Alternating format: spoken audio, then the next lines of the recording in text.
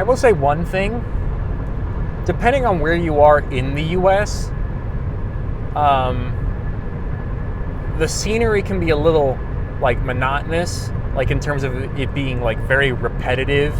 A lot of places are like a ton of farmland and kind of flat plains and things.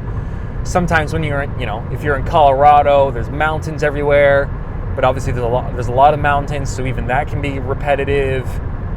Road trips in the US are very, in terms of the landscape, it's very mind-numbing, which I think is kind of funny because you don't really get that like anywhere else. I mean, but then again, the US is also huge. I mean, this is the sort of drive you would probably take to go from London to Paris. I mean, including the Eurostar and stuff like that. So it's just like, dang. I mean, some people have driven further than I'm driving to go to a music festival. Imagine someone like trying to propose that to someone like in the UK. It's like, I'm not driving 5 hours to listen to music in Paris or Germany or whatever like that. Maybe some of you are overseas. I don't know. But it's just like, just to put in perspective, the US is huge. I mean, the state of Texas is already pretty massive compared to most countries. Cat. Are those machines actually called Caterpillars, or do they have like actual names beyond them being called something like Digger? So as of me, actually I can check right now to show you guys. I mean, for one thing, just to date the video, I'm doing this road trip on the 9th of May. It's now 3:16 p.m. and we've got 90 miles to go until the next turn I have to make. Just to date the video for the sake of it. But the channel, I don't fully understand it, but I really appreciate it. I'm really proud of it. The channel is doing really, really, really well. As of me recording this, I've got 1,707 subscribers, and recently I started getting like 80 to 100 plus subscribers a day again, but more consistently, which is really cool. So we're probably going to hit 2,000 before this video even comes out, which is nuts because it took a long time just to hit 1,000 subscribers, and I made a big deal about hitting that milestone. But now after the first 1,000, we're already going to hit 2,000 so much faster. Is that a cop sitting there? I am not taking my goddamn chances. I assume that's a cop. Yeah. I mean, if he tried to catch up with me, he'd have a little bit of extra driving to do because he's on the wrong side of the road anyways. But he would also be able to try and make note of my car's description, I suppose. Silver sedan sports car. If he understands that this is a sports car. Because to some people, this might just be a sedan. Yeah. What was I talking about? Oh yeah. The channel's doing really well, and obviously because I hit 1,000 subscribers, you might be able to assume, you might, for those of you who know, probably already know that I'm a YouTube partner now and stuff, so my videos are monetized. You've probably started seeing ads, like, for a while now. This video will come out. Maybe I'll even have 3,000 subscribers by the time this video comes out, but so that started to happen, which means, I mean, I haven't gotten my first paycheck yet, but assuming I start making something off these videos at the rate of which the channel is growing, maybe, depending on how prolific you guys are with watching and commenting and supporting and sharing and things like that, maybe we'll be able to get the M3 E46 in like a year and a half to 2 years. And then that can be like the new star of Motor Madness and things like that. And I can start doing content about that. And then when I have enough to pay for the consulting fee at Scottsdale Motorsport, which I think is like $2,500 or $3,500. You know, it's not cheap, but I'm dealing with a lot of high-end stuff, so it's not too surprising. You know, we can really get the ball rolling with the M3 GTR stuff, but even then we can still have E46 M3 content which is already very special. And, you know, the E46 M3 just as a whole is my dream car, like number one. Like, McLaren P1 is cool. I've talked about it being my favorite hypercar, but I've spent more of my life dreaming about the M3 than any other car. So that's going to be a huge deal when I finally get that. And if this channel continues to grow and the rate of which it grows keeps increasing, maybe I'll be able to save up for it. But I do want to ask you guys this. I do want to modify the WRX a little bit. But in the spirit of getting the M3 E46 as soon as possible, I won't modify the WRX very heavily. Like, I won't spend $4,000 to $5,000 on it. Like, at least not right away. What I want to do is I want to do a like a cob access port and intake in it too. And I've talked about it before. And then maybe put a spoiler on it, and I guess kind of have that be it, along with an exhaust. And maybe if I can get an exemption of some sort in the state of Illinois, not particularly likely. I've looked at some of the exemptions you can get.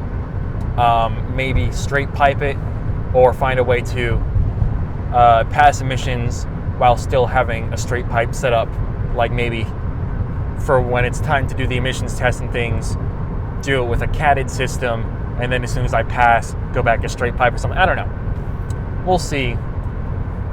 But with the rate of which the channel is growing, I think it would be even more exciting. It would require some patience on my part and your guys' part, but mostly mine, to modify this car only a little bit and then just save what I get from the channel and put that towards the E46 M3. But again, in order to make that happen, this is the only time I'll ever say this, in order for this content to happen, in order for content with an E46 M3 to happen sooner, keep watching, keep commenting, keep subscribing if you're not subscribed, and just keep sharing the videos and spreading and just helping the channel grow, and we'll get there a lot faster. And the channel's been growing really, really fast lately. Like, the growth rate, like my average subscribers per day keeps going up and up and up. So just keep doing essentially what you guys are doing, and we will get there. I promise you, we will eventually get there no matter what. We will have a new 46 M3 for the channel somehow, some way, and we will do content with it, and it will be freaking awesome. I've got lots of other cool stuff planned as well for this car eventually, and car reviews and car topics explained along the way, but I know some of you are very excited about what I have planned for the E46 M3, so just keep sharing your excitement and your enthusiasm, and it will happen. I can assure you of that. So what did you guys think of, this is probably a while now from this video being published, but what did you think of the episode of Car Topics Explained where I talked about the Lamborghini Huracan and Aventador being replaced by hybrids? Like, I know some people might not like hybrids and things like that. I personally don't know what it feels like to drive a Lamborghini V10 and V12, but when it comes to the theoreticals of the technology, a hybrid V10 and a hybrid V12, similar to the McLaren P1, Porsche 918 and LaFerrari, that's pretty cool. Like, that should be really exciting. And so it's like, but like, which would you rather get, like a hybrid V10 or something like a Huracan Performante, a non-hybrid? Because let's face it, like, let's say if I have enough money and I wanted to get a supercar, I'd probably go down the Lamborghini route, because you get to enjoy V10, V12 goodness, but it's also all-wheel drive, so it launches well, it handles well. Their paddle shifters are probably pretty decent, pretty good. And there's also, for the V10s especially, there's a huge modding community, a huge modding platform, aftermarket platform, especially with companies like Underground Racing, Sheepy Race, VF Engineering, you know, you can supercharge the V10s, twin turbocharge them, you know, get like 950 wheel horsepower like that super easily with a supercharger kit, or go twin turbo and get 1,000 wheel plus, or if you want to be super crazy and go over 2,000, and the car will still essentially look like a normal street car. And I will confess, if I had the budget to have a car like that, I think you need, I feel I've seen an it's basically a 2,000 horsepower Huracan, Performante or otherwise, pre-built from Underground Racing, is about $600,000, I think. And so it's like, okay, that's not, so it's not $1 million at the very least.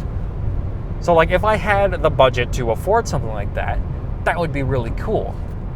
But that being said, which would you rather have? A 2,000 horsepower non-hybrid Huracan, or a 2,000 plus wheel horsepower hybrid V10 Lamborghini? Will there even be enough of a perceivable difference? Obviously, getting a Huracan Performante will probably be cheaper than getting a new V10 hybrid. Lamborghini might even be delving into hypercar territory as well, so they might even become more expensive, maybe. I don't know. Maybe the V12 will be more of a hypercar. I have to admit, a lot of people probably aren't going to like this, but I actually prefer the sound of the V10 over the Aventador V12, which is the same engine that the Aventador's replacement will have. However, I love the sound of the Murciélagos V12. That is one of the best sounding engines in all of automotive history. But realistically, if I had the money and could get a Lamborghini, it would probably be something like a Huracan or the V10 hybrid, depending on how it looks and how people say it actually performs, and whether the hybrid technology is worth the extra $100,000 or whatever it's going to cost, most likely. If the Huracan ends up looking better, though, it's kind of like, I guess I just go with the Huracan anyways. And there's a chance that when you up the power, the electric motor won't be able to fill in the torque gaps anyways, because the power will be so much. I feel like you'd have to upgrade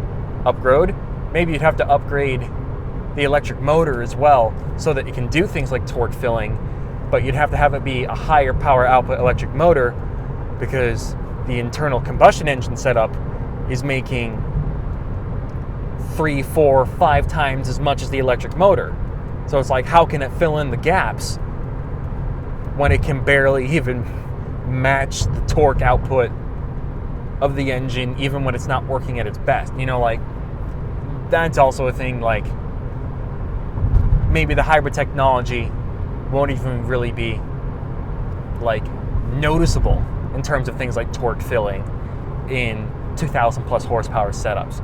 It might make a difference for sure. It might make it easier to make power. It might also make it'll probably also add a little bit of weight to the cars as well.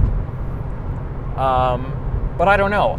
Like, I'm very curious. Maybe I should like reach out to a company like Underground Racing and see if they're willing to like establish a dialogue or like a conversation, because that could be,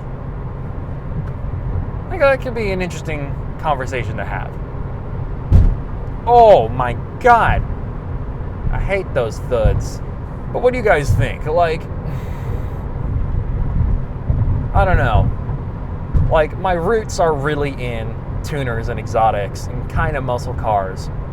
As I've said before, I recently have become more interested in supercars and stuff, so it's like, if I were to get one, which one would I get? Or we're talking about supercars, not hypercars. Hypercars are $1 million, $2 million cars that have crazy, crazy technology.